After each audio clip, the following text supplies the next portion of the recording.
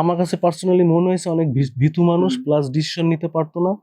তো ডিসিশন নিতে গেলে আমার কাছে মনে হয় সবার সাপোর্ট নেওয়া লাগতো আর কি। আলটিমেটলি দেশ কিন্তু দেশের মধ্যেই চলছে, সবকিছুই কিন্তু চলছে।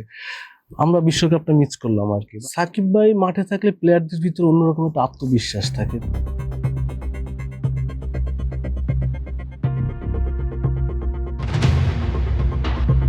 বাংলাদেশ ক্রিকেট ইতিহাসে এমন কিছু মুহূর্ত আছে যে মুহূর্তগুলো আপনি মনে করবেন, গর্বিত বোধ করবেন।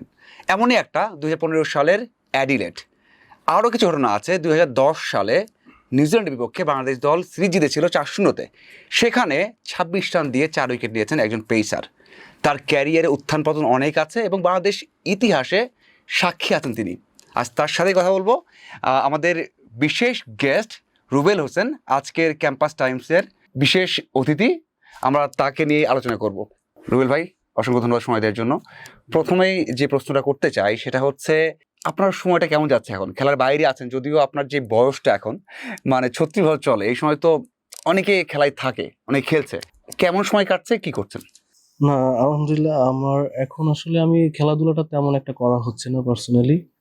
তারপর ধরেন খেলাধুলা থেকে অনেক 3-4 বছর আগেই আমি বেরিয়ে গেছি আর কি। বিশেষ করে আপনার ইন্টারন্যাশনাল ক্রিকেট থেকে।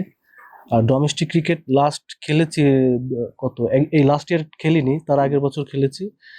আর এখন খেলাধুলা তেমন একটা করছি না, প্লাস একটু বিজনেসের সাথে আছি এই আর কি। ফিটনেসের কাজ টুকটাক করছি আর কি। ভবিষ্যৎ কি, ফিটনেসে কাজ করছেন, খেলবেন? খেলাধুলা তো আসলে একটা সময় তো খেলাধুলা তো আপনার ছাড়তেই হবে, এটা তো প্রফেশনাল। সব জায়গায় প্রত্যেকটা স্পোর্টসম্যানেরই একটা সময় না ছেড়ে দিতেই হবে। তো আমারও সেম। তো দেখা যাক, খেলাধুলার পাশাপাশি যদি একটা বিজনেসের সাথে থাকা যায়, ওইটাই আমি করছি আর কি। তার পাশাপাশি ফিটনেস করছি, হয়তোবা সামনে দেখা যাক। আসলে সময়ের সাথে অনেক কিছু চেঞ্জ হয় মানুষের, হয়তোবা সামনে কোচিংও ঢুকতে পারি। এটা আর কি ডিপেন্ড করে আর কি সময়। রুবেল ভাই, ওই যে কথায় আছে না যে আপনারা যারা খেলেছেন এক সময়, লং টাইম খেলেছেন, তারা আসলে খেলায় বাইরে থাকলেও আলোচনা থাকেন। আপনি বিভিন্নভাবে আলোচনায় আছেন এবং যখনই কোনো একটি স্ট্যাটাস দেন বা সোশ্যাল মিডিয়ায় কিছু বলেন, সেটা সারা বাংলাদেশে ভাইরাল হয়ে যায়। সাম্প্রতিক একটা সময় একটা কথা বলেছেন তাসকিনের একটা পোস্টে, যে আসলে নিজেরা আপনার কবে খেলবি জানাস, এমন কিছু একটা। আপনাকে নিয়ে বেশি আলোচনা হয় নাকি আপনি আসলে কিছু বললে সেটা এরকম ভাইরাল হয়ে যায়? না, সেটা আমি আসলে জানি না। আমি হয়তোবা কিছু বললে হয়তোবা অনেক নিউজ হতে পারে, বাট আমি ক্রিকেট নিয়ে অনেক কথা বলতে এমনি পার্সোনালি পছন্দ করি, কারণ ওই জায়গাটায় আমি 14-15 বছর খেলেছি। আর আমি সবসময়ের জন্য চাই বাংলাদেশ ক্রিকেট সবসময়ের জন্য আপে থাকুক, ডেভেলপ হোক, ডে বাই ডে এটা ইনক্রিজ হবে, ভালো ভালো ক্রিকেটার বের হবে। আর ক্রিকেট বোর্ডে হয়তোবা আমরা দেখেছি লাস্ট বিগত কয়েক বছর, 2-1 বছরে দেখেছি যে গভর্নমেন্ট ছিল তারপর থেকে আসলে অনেক অনেক কিছুই আমাদের চোখের সামনে আসছে, যে কারণে আমি এগুলো নিয়ে কথা বলি। আমার চোখের সামনে হয়তোবা কোনো কিছু পড়লে আমি ওইটা নিয়ে ভয় পান না? পছন্দ করি। কারণ অনেক তো কমেন্ট আসে। ভয় পাওয়ার কি আছে? আমি ক্রিকেট নিয়ে কথা বলতে এমনি আমি শুরু থেকেই কথা বলি আর কি। যে সময় আপনার অন্য গভর্নমেন্টও ছিল তখন থেকেই আমি কথা বলি আর কি ক্রিকেট নিয়ে আর কি। তো ওই যে কোচিং এ আসতে চান, এটা হয়তো বা খুব বেশি কেউ জানে কিনা, আমি জানি না। আমি এতদিন কাজ করেছি, আপনার সাথে কাজ করা হয়েছে অনেক। কোচিং এর ওইটা আসলে আমি এখনো শিওর না, বাট আমাকে অনেকেই বলছে যে ভাই তুমি ক্রিকেটের হয়তোবা ক্রিকেট তো ক্যারিয়ার অলমোস্ট ফিনিশ, তো এটার পাশাপাশি তুমি যদি কোচিং এ থাকো, তুমি তো অনেক বছর ক্রিকেট খেলেছো, তো এটা তোমার এক্সপেরিমেন্ট গুলো তুমি শেয়ার করলা প্লেয়ারদের সাথে, জুনিয়র ক্রিকেটারদের সাথে, এটাই আর কি।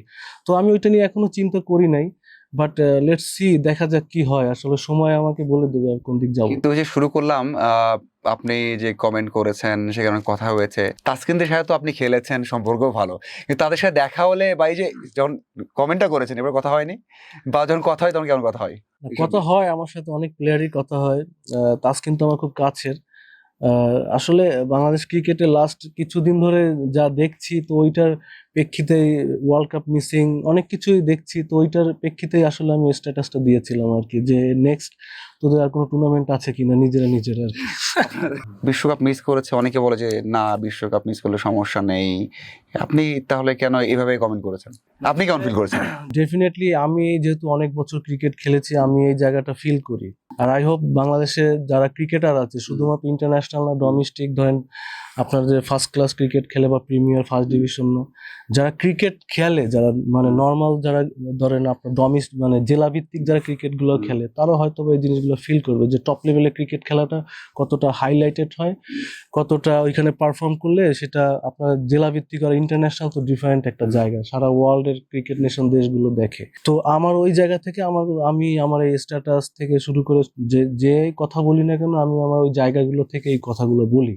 তো আর ডেফিনেটলি ক্রিকেট ওয়ার্ল্ড কাপে বাংলাদেশ দল যেতে পারে না, এটা আমার কাছে পার্সোনালি অনেক খারাপ লাগছে। আলটিমেটলি দেশ কিন্তু দেশের মতোই চলছে, সবকিছুই কিন্তু চলছে। আমরা বিশ্বকাপটা মিস করলাম আর কি। বাংলাদেশ ক্রিকেটে আমি অনেকগুলো প্লেয়ারের সাথে এটা নিয়ে কথাও বলেছি যে তোরা আসলে কি ফিল করছিস, যে তোরা ক্রিকেটটা ওয়ার্ল্ড কাপে যাস নাই, মানে আমাদের সবাই ছোট আর কি, জুনিয়র। আমি সাধারণত তুই করেই বলি ওদের সাথে কথা। তো ওরা অনেকেই বলছে আসলে ওদের কিছু করার ছিল না, ডিসিশন গুলো আসলে উপর থেকেই আসে। তো এইটাই আর কি। আর ডেফিনেটলি ওরাও তো মিস করে আর ওয়ার্ল্ড কাপে তো সবাই চায় ওয়ার্ল্ড কাপের মতো একটা জায়গায় পার্টিসিপেট করবে, বাংলাদেশ দল প্রত্যেকটা প্লেয়ার ওইখানে পারফরমেন্স করবে, হাইলাইটেড হবে, প্লেয়ারদের আরো র্যাঙ্কিং বাড়বে, তাই না? বাংলাদেশ ক্রিকেটের জন্য অনেক এটা আরো আমার কাছে মনে হয় এটা বাংলাদেশ ক্রিকেট বোর্ড অনেক একটা ব্যাড ডিসিশন নিয়েছে। সোশ্যাল মিডিয়াতে দেখলাম আপনি যখন আমিরুল ইসলাম বুলবুল সভাপতি হলেন, আপনি নিজেও এক্সাইটেড ছিলেন যে হ্যাঁ ভালো কিছু হবে। উনি যেভাবে খেলেছেন, যা করেছেন, এবং ওনার পার্সোনালিটি, আইসিসিতে কাজ করা, এভরিথিং, আপনি সেই শুভকামনা জানিয়েছিলেন যে ভালো কিছু হবে। কিন্তু যখন বিশ্বকাপে যায়নি, যখন ডোমেস্টিকে খেলা হচ্ছে না, যখন প্রিমিয়ার ডিভিশন হচ্ছে না, যখন এখন প্রিমিয়ার ডিভিশন হওয়ার কথা হচ্ছে না, first division, second division, third division কিছুই হচ্ছে না, হলেও কম দল নিয়ে হচ্ছে, তখন আপনি কি ফিল করেন? না আসলে আপনার বুলবুল ভাই যখন আসছে, তার আগে ফারুক ভাই ছিলেন। তো বুলবুল ভাইয়ের কাছে আমি হয়তো বুলবুলের সাথে মানে উনি অনেক সিনিয়র মানুষ, কানেকশনটা হয়নি। হ্যাঁ হ্যাঁ। তো তার সাথে আমার হয়তো বা আমি ইন্টারন্যাশনাল যখন আমার ডেবু হয়, তার আগে মনে হয় 2-1 বার দেখা হয়েছে, আমার সাথে কথা হয়েছে। তো আমি ওনাকে পার্সোনালি জানি, উনি খুব জেন্টল মানুষ, প্লাস হচ্ছে উনি ক্রিকেট নলেজ ওনার অনেক ভালো। উনি আবাহনীতে কোচিংও করাইছে, আমি দেখছি আর কি তখন। আর আমি ভাবছি উনি মনে হয় বাংলাদেশ ক্রিকেটটার অনেক কিছু চেঞ্জ করতে পারবে, মানে শুধু আমার এক্সপেকটেশন না, এটা সবারই ছিল। বাংলাদেশে যারা ক্রিকেট খেলে, টপ লেভেলে ক্রিকেট খেলে, তাদের সবারই এই সেম এক্সপেকটেশনটাই ছিল। তো তার কাছে আসলে ওই জিনিসটা আমরা পাই নাই। আসলে আমার কাছে পার্সোনালি মনে হয় সে অনেক ভীতু মানুষ। আমার কাছে পার্সোনালি মনে হয়েছে অনেক ভীতু মানুষ, প্লাস ডিসিশন নিতে পারতো না। তো ডিসিশন নিতে গেলে মনে হয় আমার কাছে মনে হয় সবার মানে সাপোর্ট নেওয়া লাগতো আর কি। ঠিক আছে, তো এইটাই আর কি আমার কাছে। ওনার কাছ থেকে আমরা সেই ভালো জিনিসটা, আমরা ক্রিকেটে যে ওনার কাছ থেকে যেটা আমরা আশা করেছিলাম, ওই জিনিসটা আমরা পাইনি। আপনার ক্যারেক্টার একটু সাহসী, আপনার মাঠেও দেখি, এবং মাঠের বাইরে যেটা বললেন, কথা বলেন অনেক এবং সবকিছু বলে দেন। ওই যে শুরু করলাম, আপনি অ্যাডিলেডে সেই দারুণ একটা স্পেল, লাস্ট উইকেটটা নেয়া, ওটাই কি আপনার ক্যারিয়ারের সবচেয়ে উজ্জ্বল একটা সময়, উজ্জ্বল একটা মুহূর্ত? না ডেফিনেটলি ওইটা আমার ক্যারিয়ারের অন্যতম একটা সেরা মুহূর্ত বলতে পারেন। আরো 2-1টা ভালো ভালো মুহূর্ত আমার কাছে আছে, যেগুলো মনে রাখার মতো। হয়তোবা আমার মানে আমার ছেলে মেয়ে তারা হয়তোবা এই জিনিসগুলো একটা সময় দেখবে, তো এটাই স্বাভাবিক। তো ওইটা ছিল আমার জীবনের জন্য অন্যরকম একটা মুহূর্ত।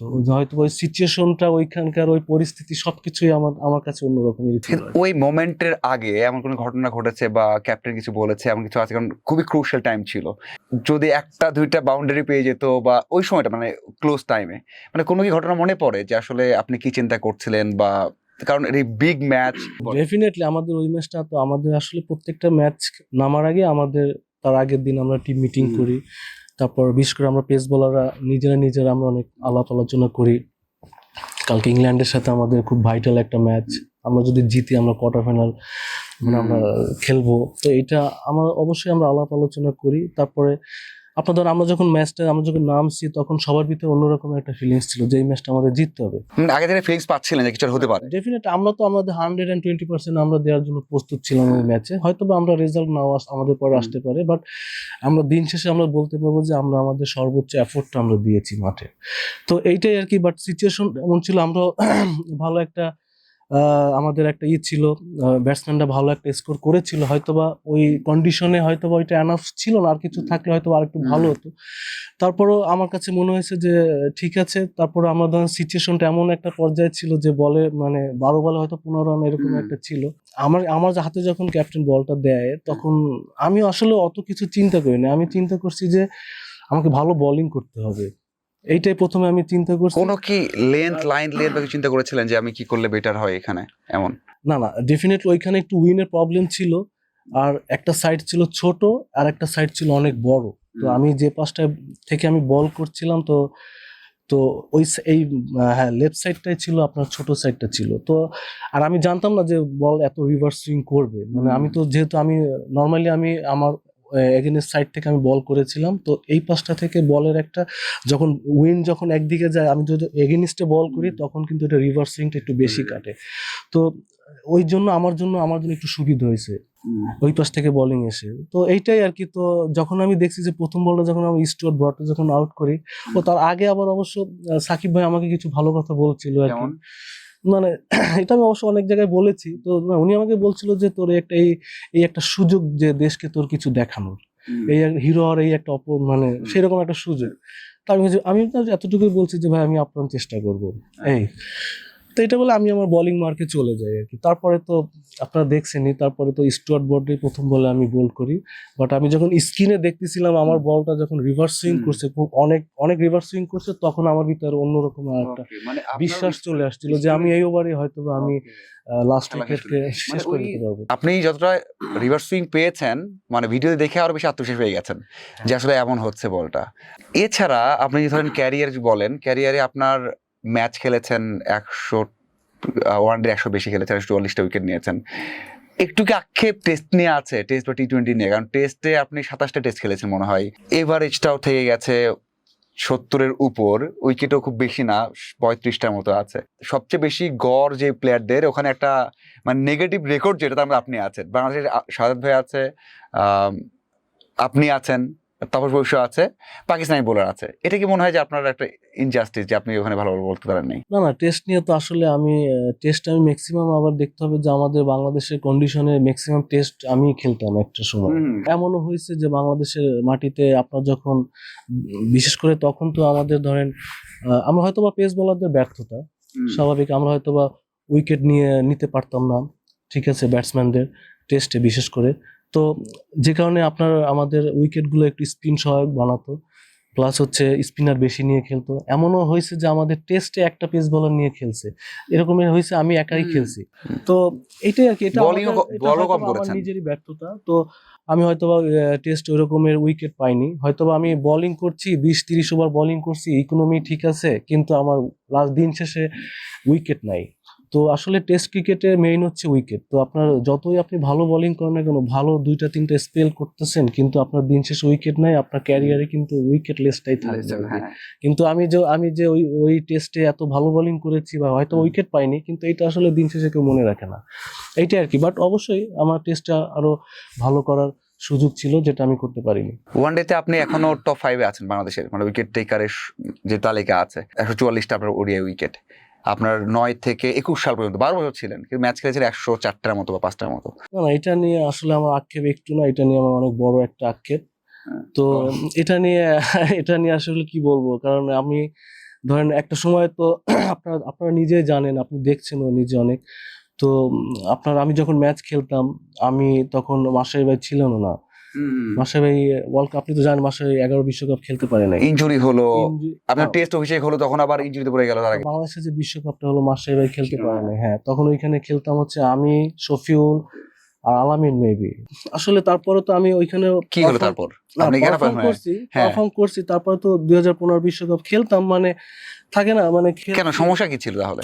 আসলে সমস্যা এটা কি বাবা, ধরেন আমি তো ম্যাচ খেলতাম, ম্যাচটা হয়তো তারা অনেক এক্সপেরিমেন্ট খাটাতো আর কি, ধরেন আমার জায়গায় আরেকজনের খেলাতো, এরকমের ধরেন কনসিস্টেন্সি থাকে না আমাদের পারফরমেন্সে, হয়তো বা একটু একটা ম্যাচ খারাপ খেলছি, আমাকে 2 ম্যাচ বসাই দিছে, এরকমের হতো আর কি একটা সময়। তারপর হচ্ছে টিম কম্বিনেশনের কারণে হয়তো আমি অনেক ম্যাচ খেলতে পারি নাই। এটা অনেকবারই বলেছি আমি, যে আমার ক্যারিয়ারের সবচেয়ে বড় আক্ষেপ, যেটা আমি আমাদের অনেকেই, আমি কি বলবো, অনেক ক্যাপ্টেন, অনেক কোচ, তারা আমি জিজ্ঞাসাও করছি তাদেরকে, ভাই আমি খেলছি না কেন, আমি তো লাস্ট ম্যাচে ভালো বোলিং করেছি, কেন খেলছি না?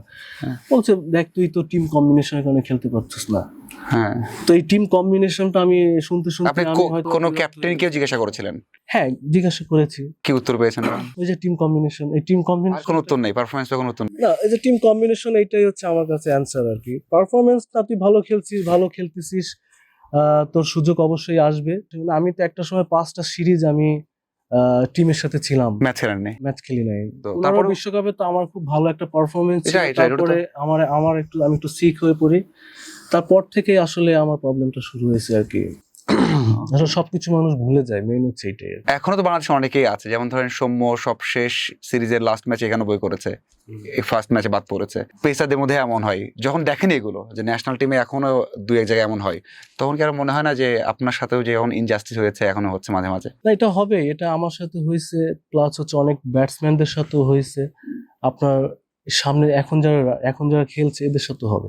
খারাপ লাগে না আপনার, মনে হয় না যে ডেফিনেটলি খারাপ লাগবে না কেন? যখন আপনি দেখবেন আপনি ভালো খেলছেন, আপনি ম্যাচে, আর এমন একটা সিচুয়েশন থাকে, ধরেন আমি নিউজিল্যান্ডে গেলাম, আমি জানি তিনটা ওয়ানডে ম্যাচ, তো আপনার হচ্ছে 3টা ওয়ানডে ম্যাচের আমি জানি আমি প্রথম 2টা খেলবো না, এমনও হয়েছে। আমি জানি আমি যে খেলবো না, আমাকে টিমে জাস্ট নেয়ার জন্য নিছে। এটা এরকম অনেক ক্রিকেটারের ক্ষেত্রে হয়েছে, এটা আমার ক্ষেত্রে হয়েছে। এখনো তো দেখছি অনেক প্লেয়ারের হচ্ছে, বাট আমি তো এইটা নিয়ে মাঝে মধ্যে কথা বলি, আবার এই জন্য অপছন্দ করে অনেকে। অনেকে অপছন্দ করে, but I don't care. But আমার কাছে এগুলা, আমি ক্রিকেট নিয়ে কথা বলবোই, স্বাভাবিক, এটা হোয়াট এভার যেই হোক। অনেকেই আছে হয়তো বা কোনো একদিকে ঠিক রাখার জন্য কথা বলছে, বাট এই যে আমি নিজেও এর আগে প্রশ্ন তুলেছিলাম যে আসলে এইগুলো হলে তো একজন ক্রিকেটারের আত্মবিশ্বাসটা ডাউন হয়ে যায়। তো আপনার যেমন হয়েছে, আপনার বয়স এখন 36, মানে এখনো মাঠে থাকার কথা, আপনার ক্যারিয়ারটা আরো আগে শেষ হয়ে গেছে। আপনি যখন মানে ন্যাশনাল টিতে বাদ পড়েছেন, বয়স আপনার 31 ছিল। আমি আপনার যে স্ট্যাট দেখলাম, লাস্ট ম্যাচ খেলেছেন 2021 সালে। সো আপনি তো তখনও খেলতে পারতেন, এখনো খেলতে পারতেন। এটা কি ওর একটা ইম্প্যাক্ট পড়েছে? আমার কাছে মনে হয় যে আমি আমার লাস্ট মনে হয় 2021-এ খেলেছি, তো ওটার পর আমার কাছে মনে হয়েছে যে আমি 2024 অথবা 25 পর্যন্ত আমি খেলতে পারতাম, খুব মানে ইজিলি খেলতে পারতাম। তো আমি ওই জিনিসটা আমি অনেকের কাছ থেকে আমি ভালো কিছু পাইনি। আপনি যে বললেন আপনি খেলতে পারতেন 24 পর্যন্ত, আপনি কারোর সাথে কন্ট্যাক্ট করেছেন, কথা বলেছেন?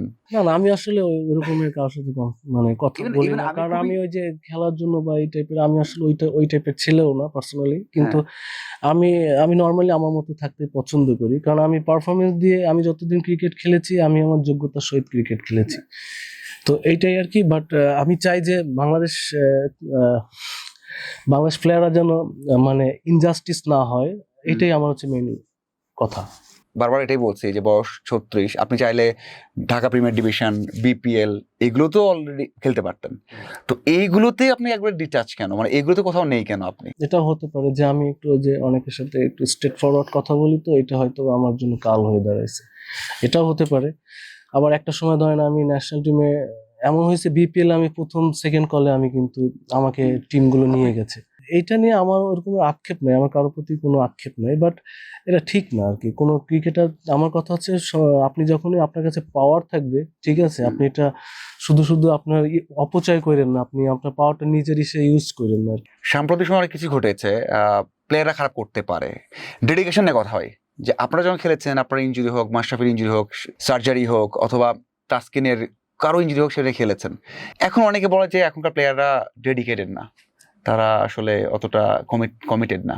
আপনার কি মনে হয়? না, এরকম এখন তো ম্যাক্সিমাম যারা খেলছে সবাই অনেক হার্ড ওয়ার্কার, সবাই ইয়াং, কিছু আছে স্বাভাবিক, সিনিয়র তো হবেই। তাসকিনও এখন সিনিয়র না, তাসকিন আসে অনেকদিন ধরে ন্যাশনাল টিমে খেলে, মুস্তাফিজ অনেকদিন ধরে খেলছে, লিটন দাসও এখন সিনিয়র, মিরাজ হয়েছে। এখন নতুন যারা আছে, তহিদ হৃদয়, শামীম পাটোয়ারি, তারপর যারা আছে এখন খেলছে, তাইজুল তো এখন সিনিয়র বলার, তাই না? এদের উপর আসলে এখন আস্তে আস্তে সবাই এক্সপেকটেশনটা একটু বেশিই থাকবে।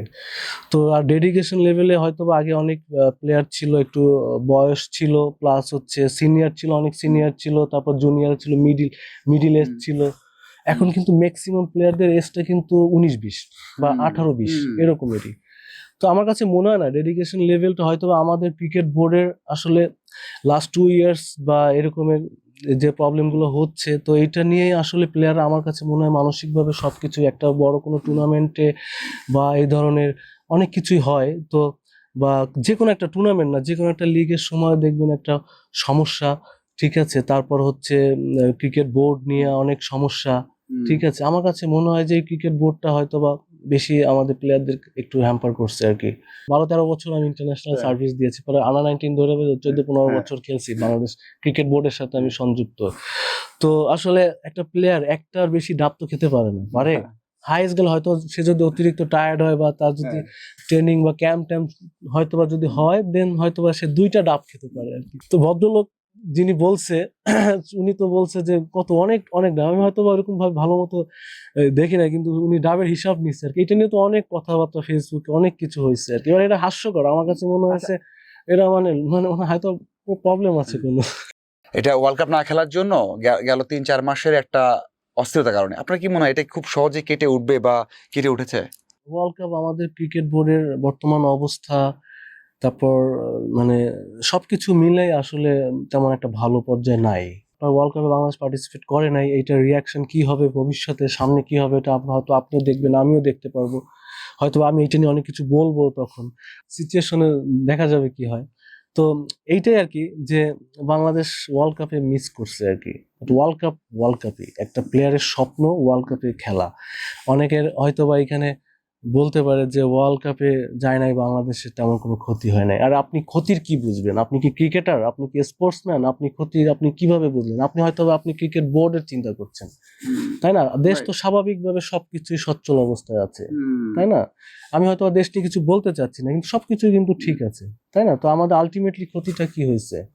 ক্ষতিটা আমাদের বাংলাদেশ ক্রিকেটারদের হয়েছে, বাংলাদেশ ক্রিকেট বোর্ডের হয়েছে, সামনে ভবিষ্যৎ ক্রিকেটের বাংলাদেশের ক্ষতি হয়েছে। সাকিবের সাথে আপনার বডিটাই বেশি ভালো নাকি? আপনার ছবি পোস্ট করা মাঝখানে মনে হয় কিছুদিন আগেও স্ট্যাটাসও দিয়েছিল, এখন না, কিছুদিন আগে না, বেশ কিছুদিন আগেই হয়তো বা। না, আমার সাথে আসলে সবার সাথেই আমার সাথে সম্পর্ক ভালো। সাকিব ভাই বলেন, মুশফিক ভাই বলেন, তামিম ভাই, রিয়াদ ভাই, মাশরাফি ভাই, যারা সিনিয়র যে আছে কয়েকজন পঞ্চ পাণ্ডব, তো সবার সাথে আমার সম্পর্ক ভালো।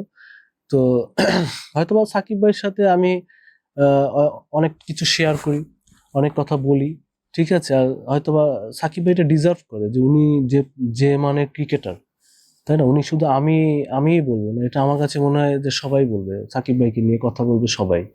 কারণ উনি বাংলাদেশের ক্রিকেটে মানে একটানা এত বছর অলরাউন্ডার 1 নম্বরে থাকা, এটা আপনার নট এ জোক, তাই না? এটা আসলে একটা ক্রিকেটারের স্বপ্ন থাকবে, হয়তো বা আমি যদি একটা বার অলরাউন্ডারে 1-2 যেতে পারতাম।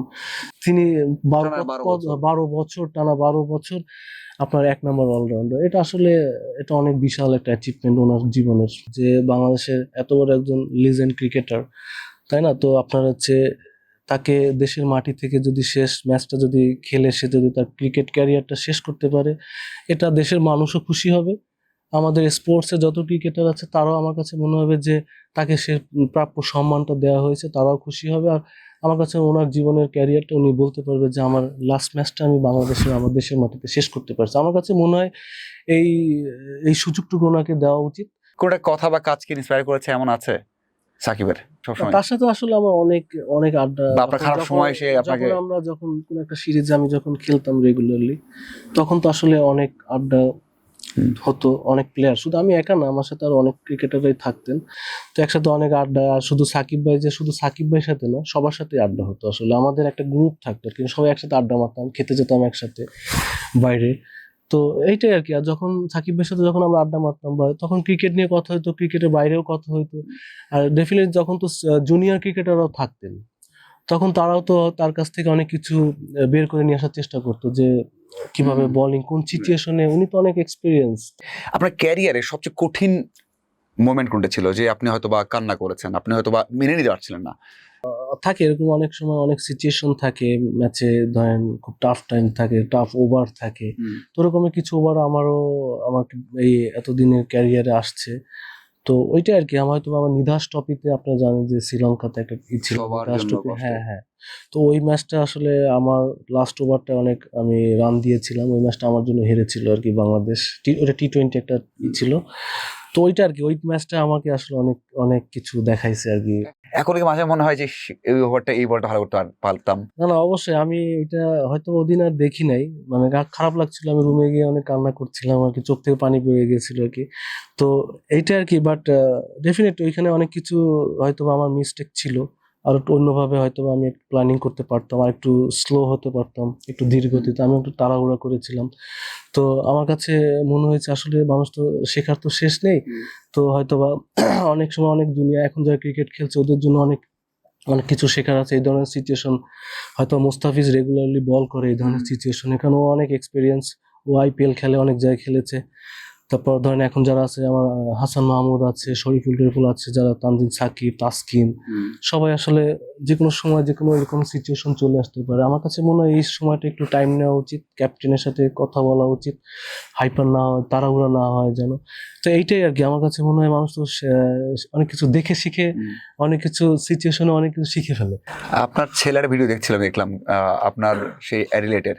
না, আমার ছেলে ও তো আসলে অনেক ছোট ছিল আমি যখন মানে ক্রিকেট থেকে অলমোস্ট মানে 2020-21 এর দিকে আমি Last. যখন চলে আসি, বা আমার যখন ক্যারিয়ার বুঝতেছি যে আমাকে মানে আমার হয়তো বা আমার জায়গাটা ছেড়ে দিতে হবে বা চলে যাচ্ছি, এরকম যখন আমি ফিল করতে পারি, তখন তো ও ছোট ছিল অনেক। তো এখন তো অনেক বুঝে, আমার খেলা দেখে মাঝে মধ্যে, মাঝে মধ্যে আমি নিজেও দেখাই ওকে, এই যে তোমার বাবা তো ক্রিকেট খেলছে, ইন্টারন্যাশনাল ক্রিকেট প্লেয়ার ছিল, ঠিক আছে, আমি ওকে বলি মাঝে মধ্যে, তখন তো অনেক ছোট ছিল, ঠিক আছে। ও হয়তো বা আমি ওকে আর কিছুদিনের ভিতরে হয়তো বা আমি ওকে আস্তে আস্তে মাঠের দিকে নিবো আর কি, দেখি ও আসলে যদি লাইক করে ক্রিকেটটা বা যে কোনো স্পোর্টস যদি লাইক করে তাহলে তো ওইটা ও করবে, আর আদারওয়াইজ ও পড়াশোনার দিকে ওকে বেশি করাবো। রুবেল ভাই, খারাপ একটা সময় গেল আপনার, যেটা বলেন নিধাস ট্রফিতে। ভালো কোন সময় আছে যখন আপনি মনে করবেন যে মানে আছে না যে একটা গর্ববোধ করা, কোনটা মানে কোন ঘটনা মনে হলে মনে হয়?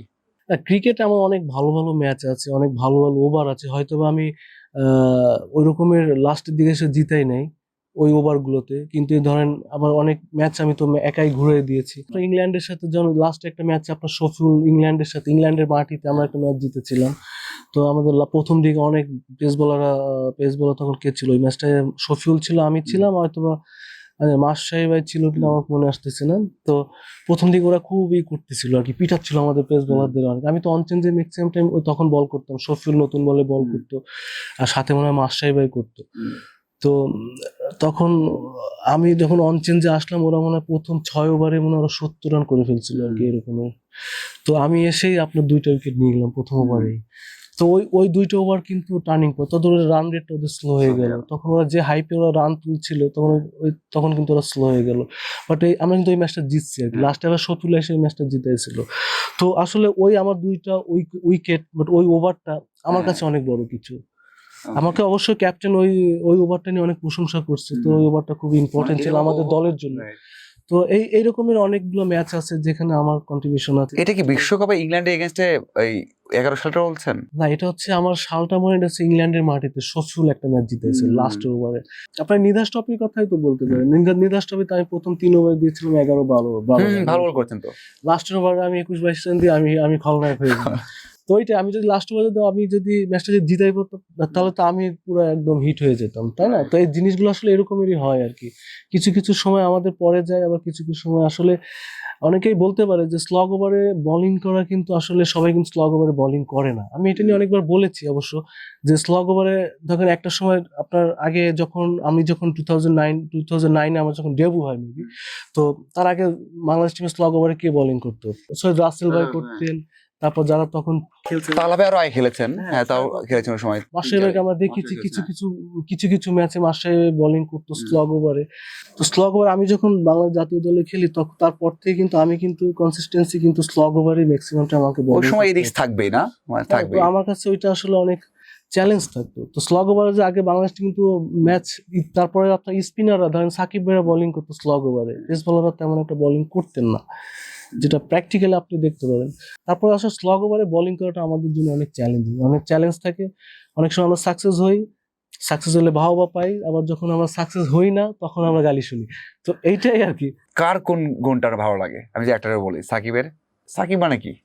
সাকিব ভাই মাঠে থাকলে প্লেয়ারদের ভিতরে অন্যরকম একটা আত্মবিশ্বাস থাকে যে সাকিব ভাই বোলিং এ আছে, যদি আপনার নতুন বলাররা যদি ইনস্ট্যান্ট মার খায় বোলিং এ বা ব্যাটসম্যানরা যদি থাকে, তখন মনে করে যে সাকিব ভাই আমাদের পিছনে আছে, সে রান চেক দিবে, উইকেট নিয়ে দিবে, ব্যাটসম্যানরা ওইরকম। আমার কাছে মনে হয় সাকিব ভাই থাকলে টিমে আত্মবিশ্বাসটা অন্যরকম, সবাই চিন্তা করে যে পেছনে একজন আছে, পিছনে একজন আছে। আমার কাছে মনে হয় সাকিব ভাই থাকলে এটা ভাবে অনেক। মাশরাফি, মাশরাফি ভাই ভালো ক্যাপ্টেন, ভালো ম্যানেজ করতে পারে। মুশফিক মুশফিক ভাই তো আপনার থাকে না সিচুয়েশন, টিমের একটা মানে খুব একটা ক্রিটিক্যাল সিচুয়েশনে থাকবে, তখন মুশফিক ভাই যে মানে আমরা পার্সোনালি আমি ফিল করি যেটা মুশফিক ভাই থাকলে আমরা মানে আমার কাছে যেটা আমার পার্সোনাল ওপিনিয়ন যে না মুশফিক ভাই পিছনে আছে ডেফিনেট আমাদের প্রথমে 2-3 উইকেট পড়ে গেছে যে মুশফিক ভাই ব্যাটিং এর এক সাইড থেকে উনি ধরে রাখবে আর কি, মানে এই জন্য তো তাকে মিস্টার ডিপেন্ডেবল হিসেবে ব্যাখ্যা দিয়েছে বাংলাদেশের মানুষ। আচ্ছা মাহমুদুল্লাহ, রিয়াদ ভাই ম্যাচ উইনার, রিয়াদ ভাই পার্সোনালি রিয়াদ ভাই ব্যাটিং আমার কাছে খুব ভালো লাগে, রিয়াদ ভাই খুব ভালো প্লেয়ার, সে ম্যাচ উইনার, মানে খুব খারাপ সময় রিয়াদ ভাই খুব সুন্দর করে ম্যাচের হাল ধরতে পারে আর কি। তামিম তামিম ভাই তো বাংলাদেশের one of the best opener, এটা আমার চোখে না, এটা বাংলাদেশের মানুষের চোখেই। তামিম ভাইয়ের সাথে আমি কিন্তু একটানা প্রায় 2.5-3 বছর ছিলাম আমরা মিরপুরে। আমার যখন ক্রিকেট শুরু হয় তামিম ভাই আমি সাকিব ভাই আমরা কিন্তু একসাথে থাকতাম একটা বিল্ডিং। ভালোই মজা করতেন আর ডেফিনেটলি তামিম ভাইয়ের সাথে আমার সাকিব ভাইয়ের সাথে আমার অনেক ভালো সম্পর্ক ছিল, এবং আপনি খোঁজ নিয়ে দেখতে পারেন তামিমের ফ্রেন্ড আছে মিনাজ, ঠিক আছে, আমরা একই সাথে থাকতাম। নতুন সরকার ক্ষমতা এসেছে, সব জায়গায় চেঞ্জ হচ্ছে, বোর্ডেও একটা নির্বাচন দিয়ে নতুন বোর্ড আসতে পারে, যদি আসে আপনি কি চান? আমি চাই যে ক্রিকেটারদের ফ্যাসিলিটিস বাড়ুক বাংলাদেশে। ধরেন আপনার ইন্ডিয়াতে আমরা দেখি যে ইন্ডিয়ান ক্রিকেটাররা মানে এত পাওয়ারফুল ক্রিকেট খেলে কিভাবে, তাদের প্র্যাকটিসের ফ্যাসিলিটিস। আমরা যখন মিরপুর স্টেডিয়ামে যাই অনেক সময় ফোন দিয়ে আমাদের কি করতে হয় যে ভাই আমি বোলিং করবো উইকেটটা রাখেন। অনেক সময় ইনডোরে অনেক মানে ক্রাউড থাকে, অনেক প্লেয়াররা জুনিয়র প্লেয়াররা সুযোগ পায় না, অনেক সিনিয়র প্লেয়াররা ওইখানে থাকে, আবার অল্প নেট করে ছেড়ে দিতে হয়, কারণ আপনাদের ইনডোর একটা ইনডোর, আউটডোরে ওই 5টা-6টা উইকেট থাকে, ওইটার উপরে আসলে এতগুলো ক্রিকেটার বাংলাদেশে আমাদের ঢাকার ভিতরে থাকে সবাই এরকম। আমার কাছে মনে হয় যে বাংলাদেশে বিশেষ করে ঢাকায় থেকে শুরু করে প্রত্যেকটা জেলায় ক্রিকেটের ফ্যাসিলিটিসটা আরও বাড়াতে হবে, কারণ আপনি যখনই ক্রিকেটের ফ্যাসিলিটিস বাড়াবেন আপনার ভালো ভালো ক্রিকেটাররা তৈরি হবে। কারণ আপনারা দেখছেন যে আপনি হয়তো বা আমার সাথে আমাদের বাগেরহাটে ক্রিকেটের অবস্থা খুবই খারাপ। রুল ভাই, অসংখ্য ধন্যবাদ। আশা করি আবারও আড্ডা হবে এবং আপনার মাধ্যমে আপনি যে সাহসিকতা দেখান বাংলাদেশ ক্রিকেট একটু উপকৃত হবে। দর্শক সবাইকে ধন্যবাদ জানাচ্ছি এবং আশা করছি যে আপনারা যুক্ত থাকবেন সবসময় ক্যাম্পাস টাইমসের সবসময় অনলাইনে, ইউটিউবে এবং ফেসবুকে। ধন্যবাদ সবাইকে।